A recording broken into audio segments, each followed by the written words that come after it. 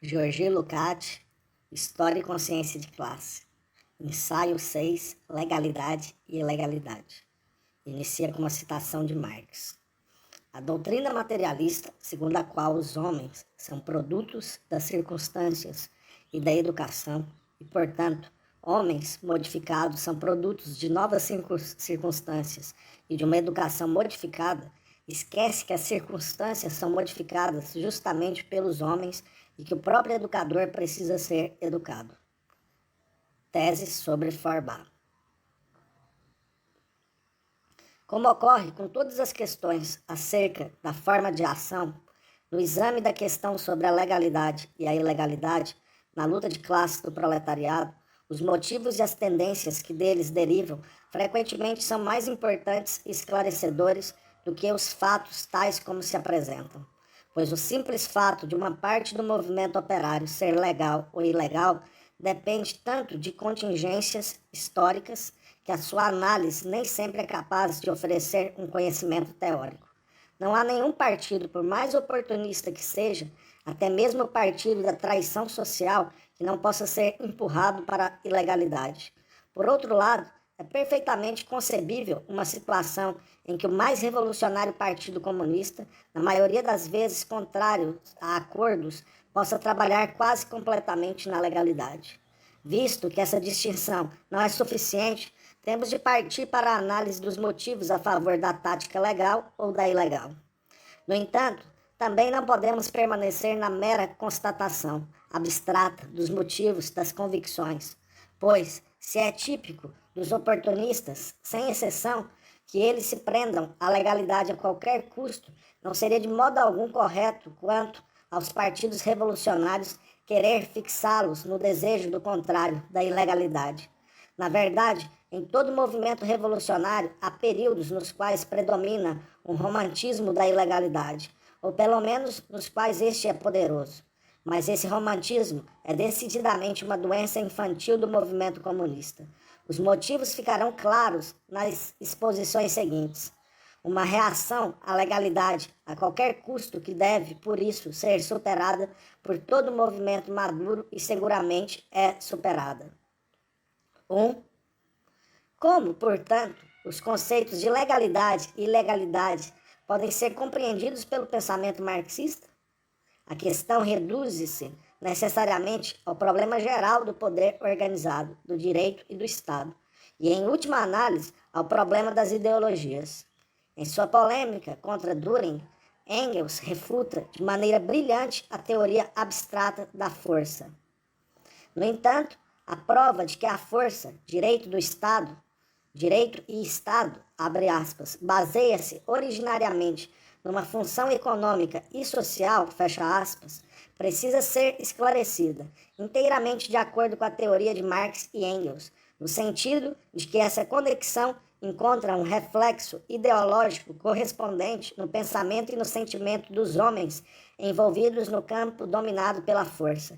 Isso significa que as organizações autoritárias harmonizavam-se de tal forma com as condições econômicas de vida dos homens, ou lhe parecem ser tão insuperáveis e superiores, que estes as consideram como poderes naturais, como ambientes necessários para sua existência, e, por conseguinte, subordinam-se a elas voluntariamente, o que, de modo algum, significa que estão de acordo com elas.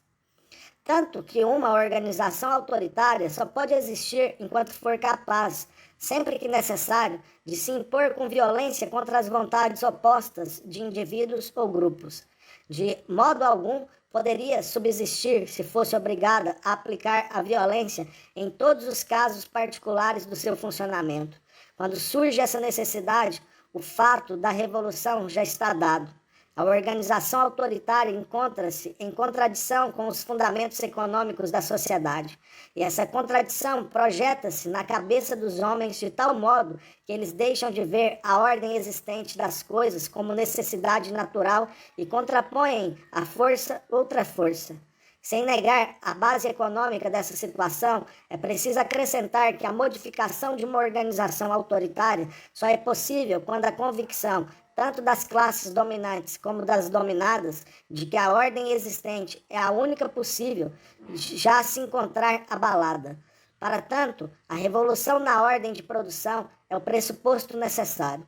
Contudo, a transformação em si só pode ser realizada pelos homens, por homens que se emanciparam intelectual e emocionalmente do poder da ordem existente. Essa emancipação não se realiza, porém, de forma paralela, simultânea e mecânica em relação ao desenvolvimento econômico, mas precede-o, por um lado, e é precedida por ele, por outro.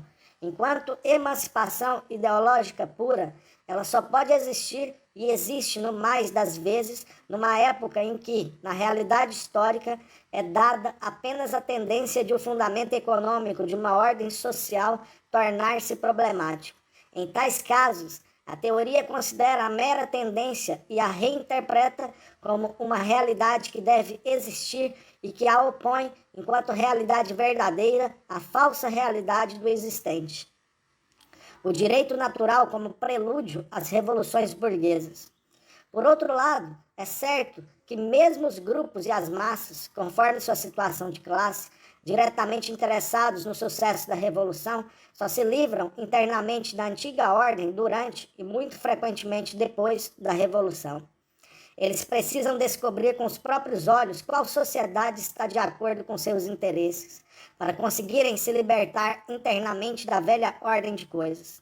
Se essas observações são corretas para toda transição revolucionária de uma ordem social para outra, elas são muito mais válidas para uma revolução social do que para uma revolução predominantemente política, pois uma revolução política apenas sanciona uma situação econômico-social que já se impôs, pelo menos parcialmente, na realidade econômica. A revolução substitui a força pelo direito novo, correto e justo à antiga ordem jurídica considerada injusta. O ambiente social da vida não experimenta nenhuma reacomodação radical. Historiadores conservadores da grande Revolução Francesa também acentuam esse caráter inalterável e relativo das condições sociais durante essa época. A Revolução Social, ao contrário, dirige-se exatamente para a modificação desse ambiente. E toda modificação semelhante vai tão profundamente contra os instintos do homem médio que ele enxerga nisso uma ameaça catastrófica à vida em geral, um poder cego da natureza, tal como uma inundação ou um terremoto. Sem conseguir compreender a essência do processo, sua defesa, totalmente desesperada, volta-se para a luta contra as manifestações imediatas que ameaçam sua existência habitual. Assim, os proletários, educados à maneira da pequena burguesia, rebelavam-se contra fábricas e máquinas no início do desenvolvimento capitalista. A teoria de Proudhon também pode ser concebida como eco dessa defesa desesperada do antigo e habitual ambiente social.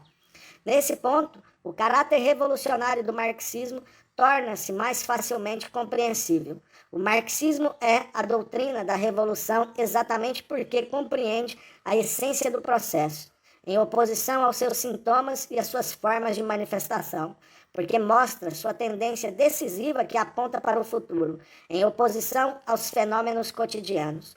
Justamente por isso ele é, ao mesmo tempo, a expressão ideológica da classe operária que visa a emancipar a si mesma.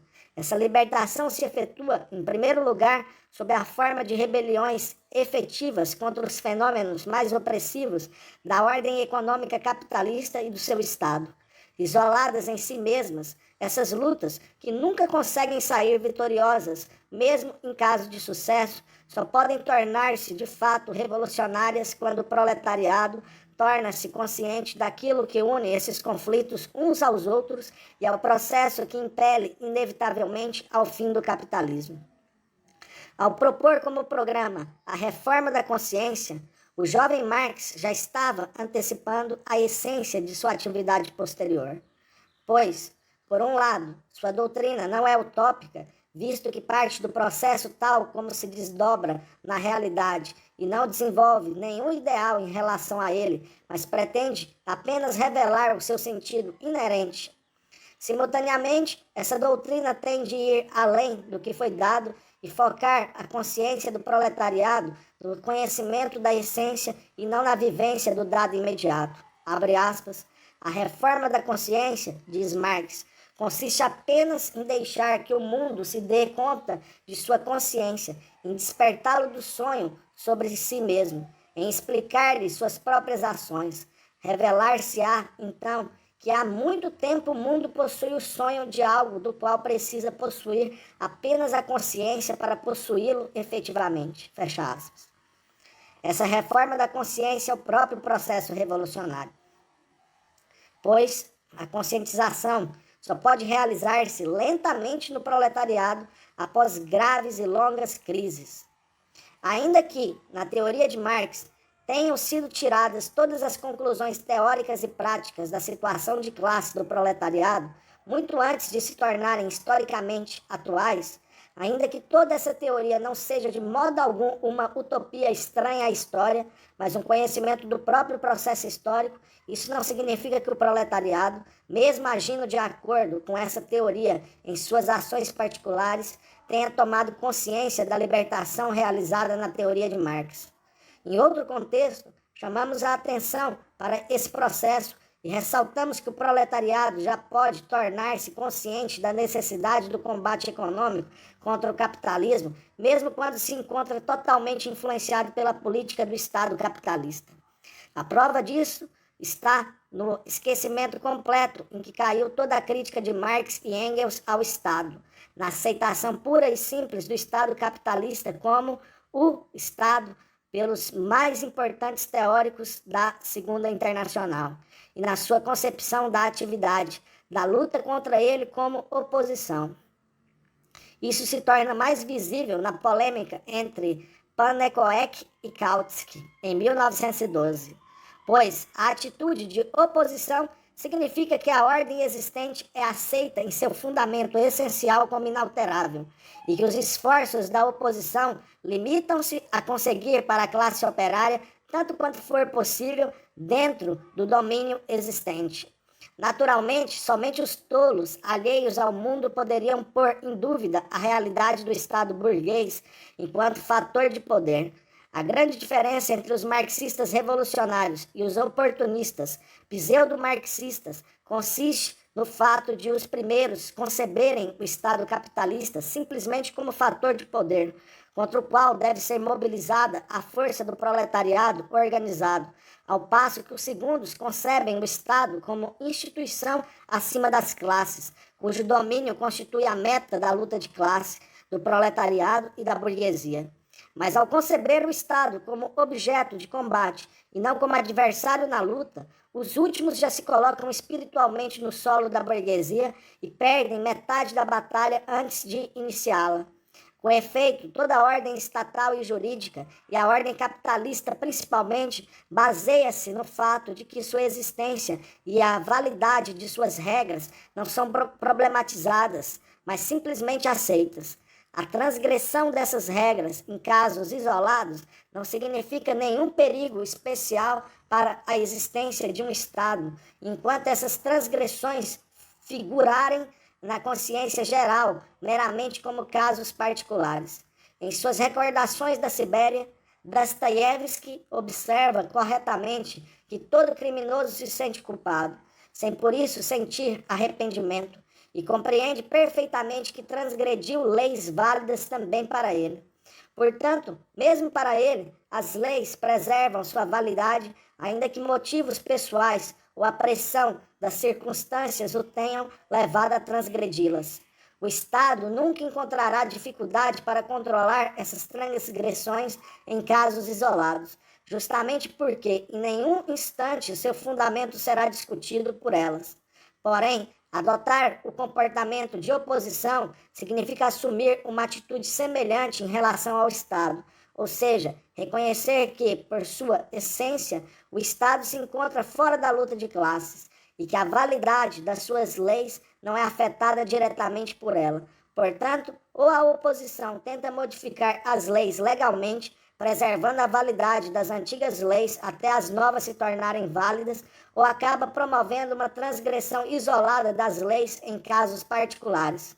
Por isso, é uma demagogia normal por parte dos oportunistas quando relacionam a crítica marxista ao Estado com o anarquismo.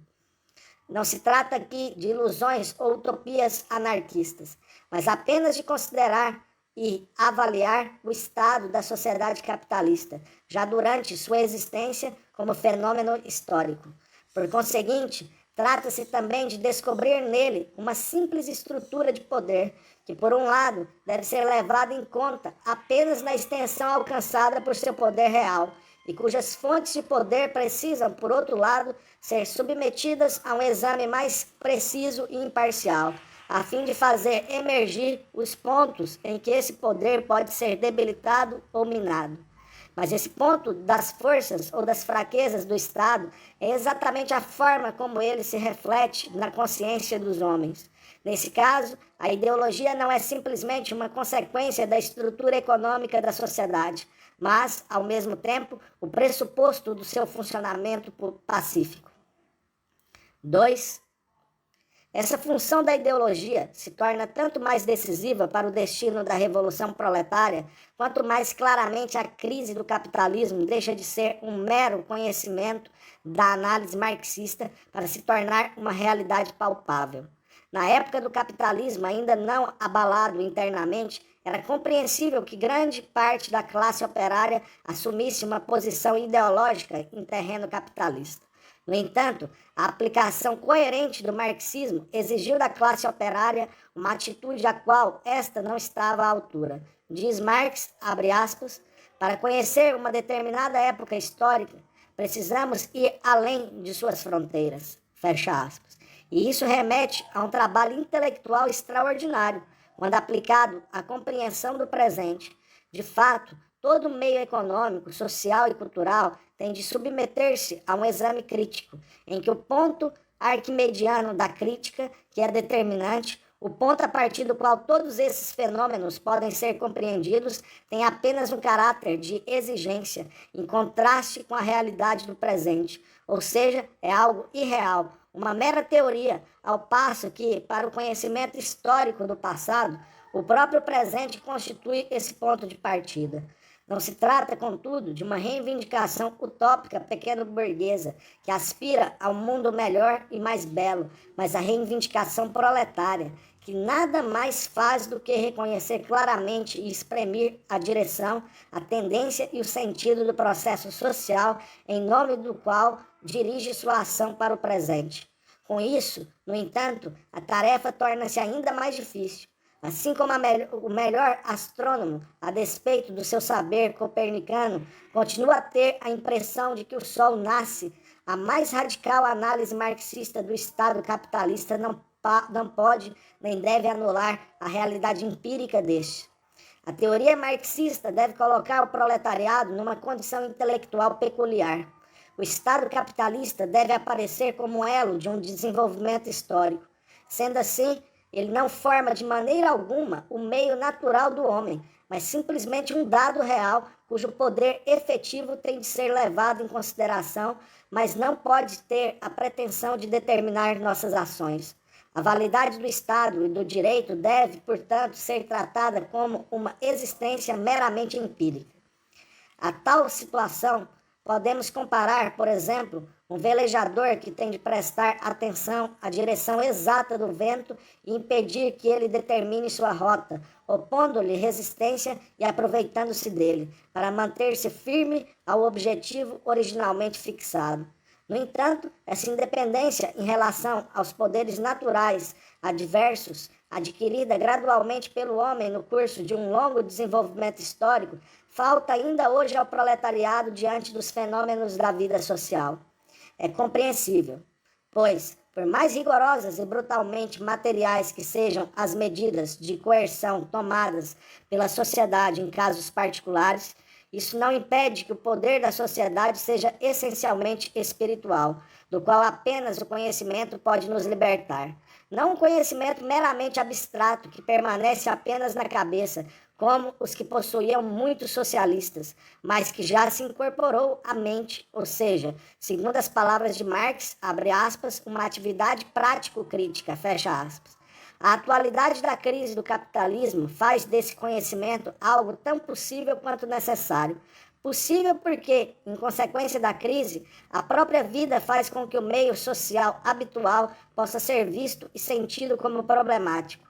Para a revolução, porém, ela se torna decisivo e necessário, pois o poder real da sociedade capitalista está tão abalado que não teria condições de impor-se através da violência, se o proletariado opusesse consciente e decididamente o seu próprio poder ao poder da sociedade. O obstáculo para uma ação como essa é de natureza puramente ideológica. Em meio à crise fatal do capitalismo, amplas massas do proletariado ainda vivenciam o Estado, o direito e a economia da burguesia como o único meio possível de sua existência. Segundo essas massas, esse meio deveria ser melhorado em muitos pontos, organização da produção, mas ainda assim constitui a base natural da sociedade. Esse é o fundamento da visão de mundo legalista. Nem sempre ela é uma traição consciente, mas também nem sempre é um acordo consciente. É, antes, a orientação natural e instintiva para o Estado, para a estrutura que se apresenta à ação como o único ponto fixo no caos dos fenômenos. Essa visão de mundo tem de ser superada se o Partido Comunista quiser criar um fundamento saudável para a sua tática, tanto legal quanto ilegal. Afinal, o romantismo da ilegalidade, com o qual se inicia todo o movimento revolucionário, raramente se eleva com clareza acima do nível da legalidade oportunista.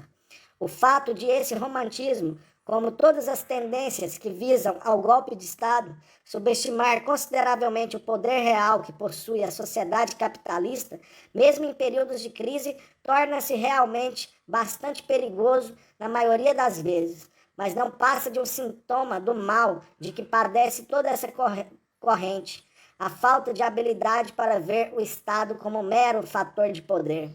Em última análise, isso indica a incapacidade de enxergar as relações que acabaram de ser analisadas.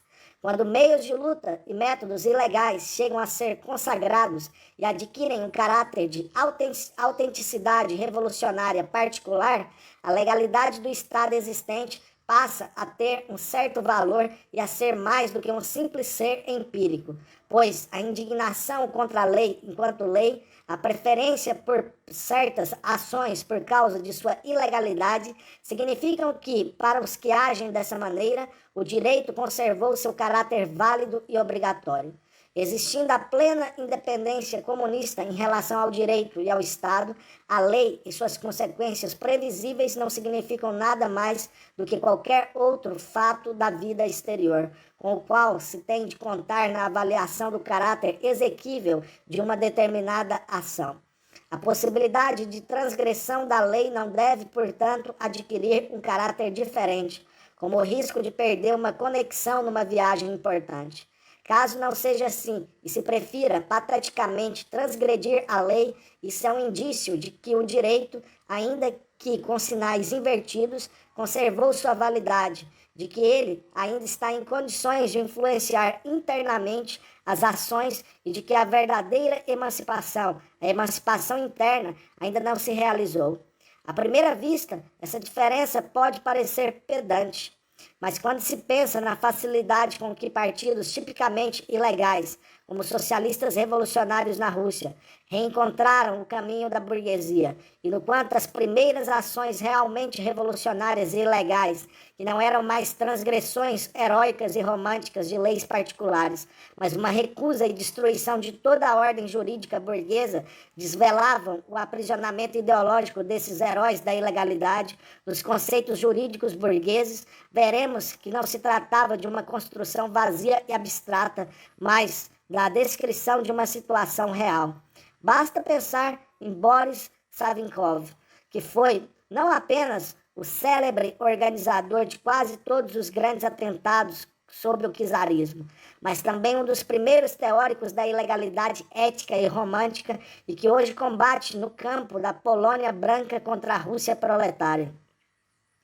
A questão da legalidade e da ilegalidade para o Partido Comunista se reduz à tática momentânea, sobre a qual dificilmente poderiam ser indicadas diretrizes gerais, uma vez que ela deve ser decidida inteiramente com base numa conveniência imediata.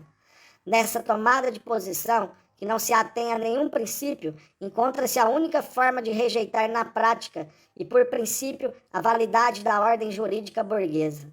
Semelhante tática é prescrita aos comunistas, não somente por motivos de conveniência, não apenas porque somente assim sua tática pode adquirir flexibilidade e capacidade de adaptação às exigências do momento dado, ou porque as armas legais e ilegais têm de ser sempre alternadas e muitas vezes até mesmo usadas simultaneamente nos mesmos casos, a fim de poder combater a burguesia de maneira realmente eficaz. Essa tática também é necessária para a formação revolucionária e autodidata do proletariado, pois este só consegue se libertar de sua dependência ideológica relativa às formas de vida criadas pelo capitalismo quando aprende a impedir que elas influenciem internamente suas ações e quando consegue vê-las como motivos sem a menor importância. Obviamente, seu ódio contra tal existência, seu desejo ardente de aniquilá-la, não são de modo algum minimizados. Ao contrário, somente com esse comportamento interno, a ordem social do capitalismo pode adquirir, aos olhos do proletariado, o caráter de um obstáculo execrável, morto, mas que também mata, ao desenvolvimento saudável da humanidade e indispensável para o comportamento revolucionário, consciente e duradouro do proletariado. Essa autoeducação do proletariado, na qual se desenvolve sua maturidade para a revolução, é um processo longo e difícil, e tanto mais complicado quanto mais altamente desenvolvido forem o capitalismo e a cultura burguesa no país em questão. Quanto mais, por conseguinte, o proletariado estiver contagiado ideologicamente pelas formas capitalistas de vida. Felizmente, a necessidade de estabelecer a forma adequada para a ação revolucionária coincide, é claro que não por acaso, com as exigências desse trabalho de educação. Quando, por exemplo, as teses complementares acerca do parlamentarismo, aprovadas no segundo Congresso da Terceira Internacional, determinam que a fração parlamentar deve depender totalmente do Comitê Central do Partido, eventualmente ilegal, isso é indispensável não apenas para garantir a unidade da ação, mas reduz visivelmente o prestígio do parlamento aos olhos de amplas massas do proletariado. E é nesse prestígio que se baseia a autonomia da fração parlamentar, uma fortaleza do oportunismo. Porém, o quanto isso é necessário revela, por exemplo, o fato de o proletariado inglês, por esse reconhecimento interior de tais instâncias, ter sido sempre conduzido em suas ações para caminhos oportunistas, e a esterilidade da aplicação exclusiva da ação direta antiparlamentar, assim como a esterilidade dos debates sobre a preferência de um método em relação a outro, demonstram que ambos, de maneira semelhante, embora em sentidos contrários, estão presos aos preconceitos burgueses. A aplicação simultânea e alternada das armas legais e ilegais também é necessária, visto que somente por meio dela torna-se possível revelar a ordem jurídica como aparato brutal de poder a favor da repressão capitalista, o que compõe o pressuposto do comportamento revolucionário independente em relação ao direito e ao Estado. Se empregarmos qualquer um dos métodos de maneira exclusiva ou apenas predominante, mesmo que apenas em certos domínios, a burguesia continua a ter a possibilidade de preservar sua ordem jurídica como justa na consciência das massas. Entre outras coisas, um dos principais objetivos da atividade de todo partido comunista é coagir o governo do seu país à violação de sua própria ordem jurídica e forçar o partido legal dos traidores sociais ao apoio aberto dessa violação do direito. Isso também pode ser vantajoso para um governo capitalista, naqueles casos em que, por exemplo, os preconceitos nacionalistas obscurecem a visão clara do proletariado, mas torna-se cada vez mais perigoso para ele no momento em que o proletariado começa a reagrupar-se para o combate decisivo. A partir disso, isto é, A partir da precaução dos opressores decorrentes de tais ponderações, surgem aquelas ilusões funestas sobre democracia e a transição pacífica para o socialismo.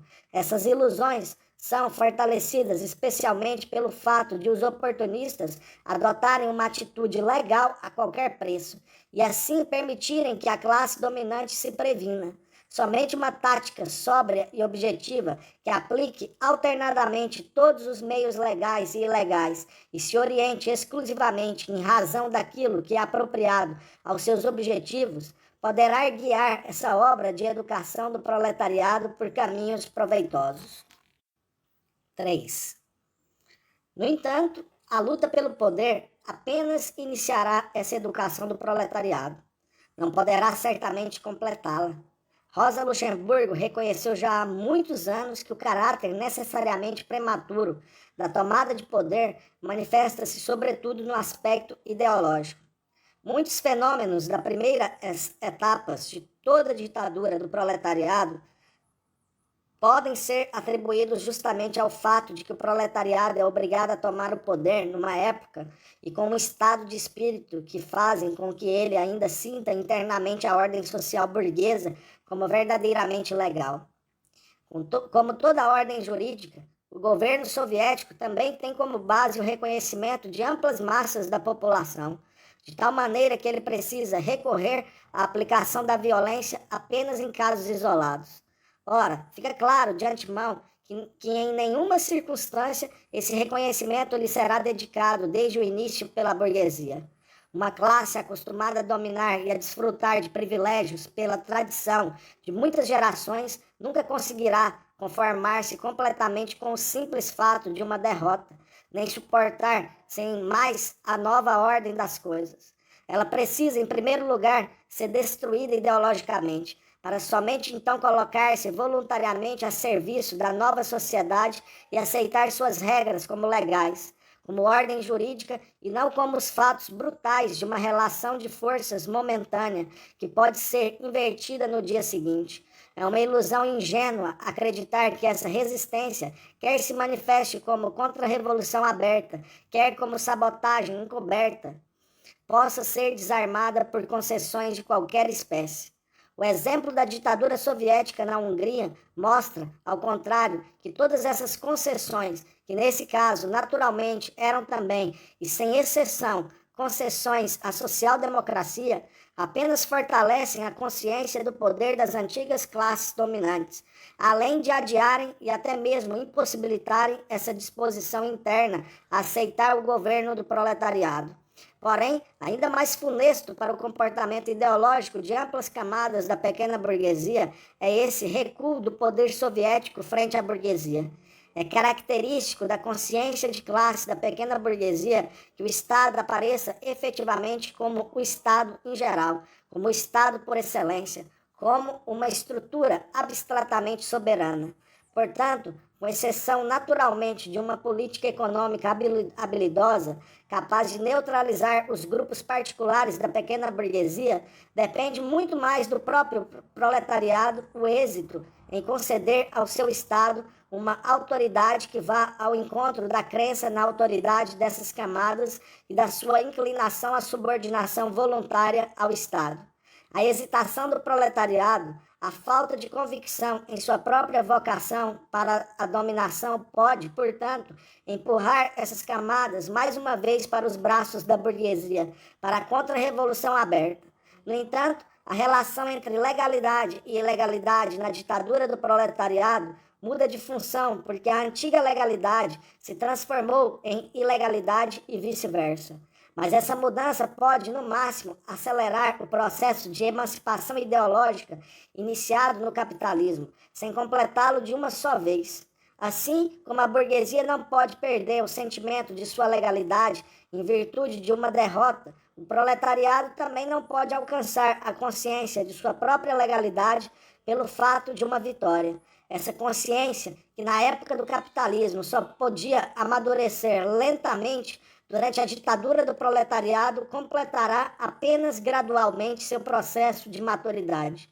A primeira fase dificultará esse processo de várias maneiras, pois somente depois de ser tomado o controle, o proletariado se conscientiza das realizações espirituais construídas e mantidas pelo capitalismo. Não apenas passa a compreender muito melhor do que antes a cultura da sociedade burguesa, como também vastos círculos proletários, somente após a tomada do poder, se conscientizam do esforço intelectual necessário à condução da economia e do Estado. Acrescente-se a isso o fato de ter faltado ao proletariado o exercício e a tradição em ações independentes e responsáveis. Sendo assim, muitas vezes ele sente a necessidade dessa ação mais como um fardo do que como uma libertação. Por fim, o caráter pequeno burguês e frequentemente já burguês dos hábitos de vida daquelas camadas proletárias que ocupam uma grande parte das posições dirigentes faz com que exatamente a novidade da nova sociedade lhes pareça como estranha e quase hostil. Todos esses obstáculos teriam um significado bastante inofensivo e seriam facilmente superáveis se a burguesia, cujo problema ideológico em relação à legalidade experimentou uma mudança de função semelhante, não se mostrasse aqui muito mais madura e desenvolvida do que o proletariado, pelo menos enquanto teve de combater o nascente Estado proletário. A burguesia considera ilegal a ordem jurídica do proletariado com a mesma ingenuidade e autoconfiança com que antes considerava como legal a sua própria ordem jurídica. A exigência que fazíamos ao proletariado em luta pelo poder para que visse o Estado da burguesia como mero fato, como simples fator de poder, agora é cumprida instintivamente pela burguesia. Apesar da conquista do poder de Estado pelo proletariado, a luta contra a burguesia ainda permanecerá como a luta de armas desiguais até o proletariado adquirir exatamente a mesma confiança ingênua na legalidade exclusiva de sua ordem jurídica. Mas esse desenvolvimento é fortemente inibido pelo estado de espírito que os oportunistas incutiram no proletariado ao longo do seu processo de libertação, tendo-se acostumado a cercar as instituições do capitalismo com a glória da legalidade, é difícil para ele comportar-se da mesma forma com resíduos que ainda permanecem por muito tempo.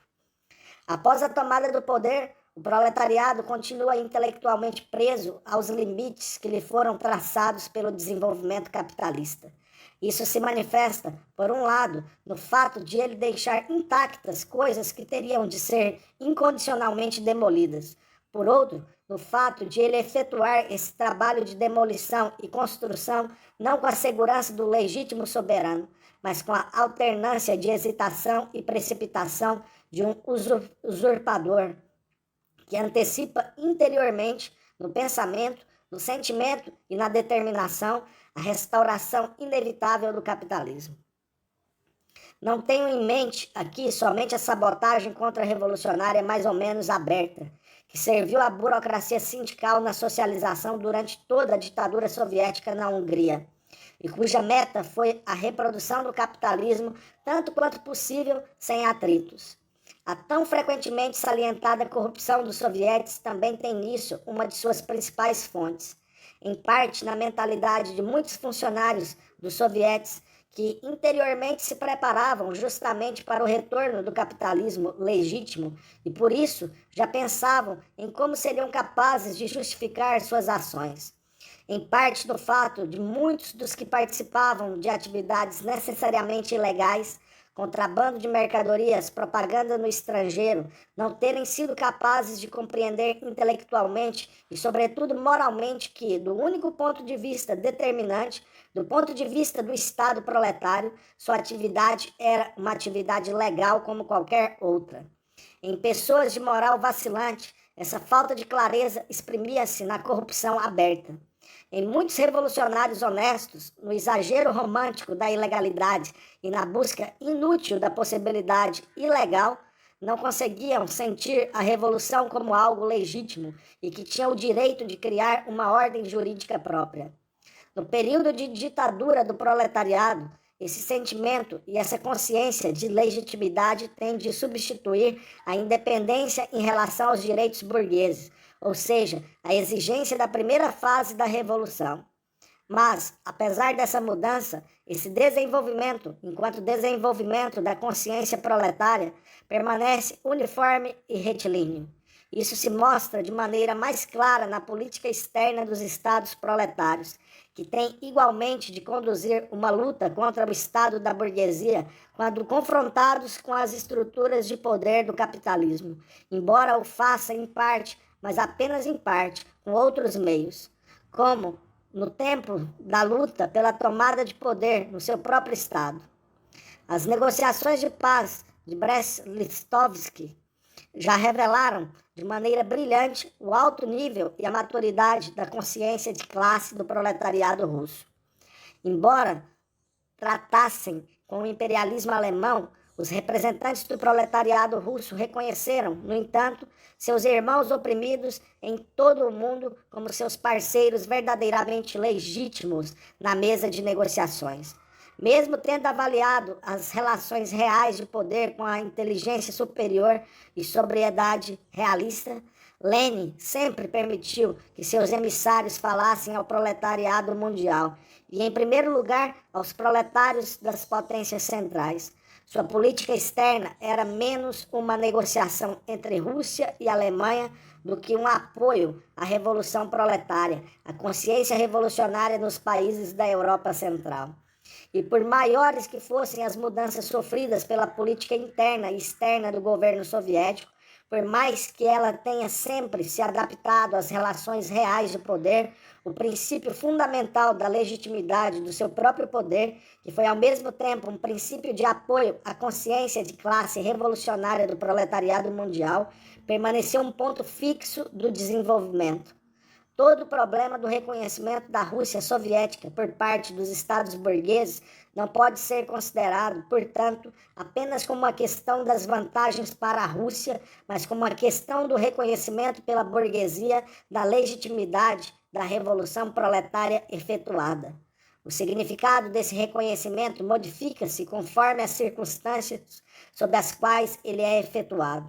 No entanto, seu efeito sobre os elementos vacilantes das classes pequeno-burguesas na Rússia, assim como sobre o proletariado mundial, permanece essencialmente o mesmo.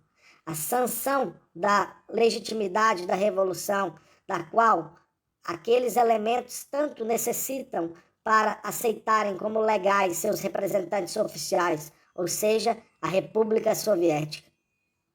Todos os diferentes métodos pela política russa servem a esse objetivo: o esmagamento impiedoso da contra-revolução interna, a conduta corajosa diante das potências vencedoras na guerra, frente às quais a Rússia nunca assumiu a posição dos vencidos, como fez a Alemanha burguesa, o apoio aberto aos movimentos revolucionários, etc., eles levam ao desfacelamento de parcelas da frente contra-revolucionária interna e fazem-na curvar-se diante da legitimidade da revolução. Ajudam a reforçar a autoconsciência revolucionária, o conhecimento das próprias forças e a dignidade do proletariado. Portanto, a maturidade ideológica do proletariado russo torna-se bastante visível exatamente naqueles aspectos considerados pelos oportunistas ocidentais e seus admiradores da Europa Central como um sinal de retrocesso do proletariado russo, a saber, o aniquilamento claro e inequívoco da contra-revolução interna e a luta despreocupada, ilegal e diplomática pela revolução mundial. O proletariado russo conduziu sua revolução vitoriosamente, não porque circunstâncias felizes colocaram o poder em suas mãos, tal como ocorreu com o proletariado alemão em 1918 e com o húngaro na mesma época em março de 1919, mas porque ganhou força em longas lutas ilegais, compreendeu claramente a essência do Estado capitalista e ajustou suas ações à realidade efetiva e não a ilusões ideológicas. O proletariado da Europa Central e Ocidental ainda tem um duro caminho pela frente. Para chegar à consciência de sua vocação histórica e à legitimidade do seu domínio vencendo todas as resistências, ele precisa, Antes de tudo, aprender a compreender o caráter meramente tático da legalidade e da ilegalidade e afastar tanto o cretinismo legal quanto o romantismo da ilegalidade. Julho de 1920.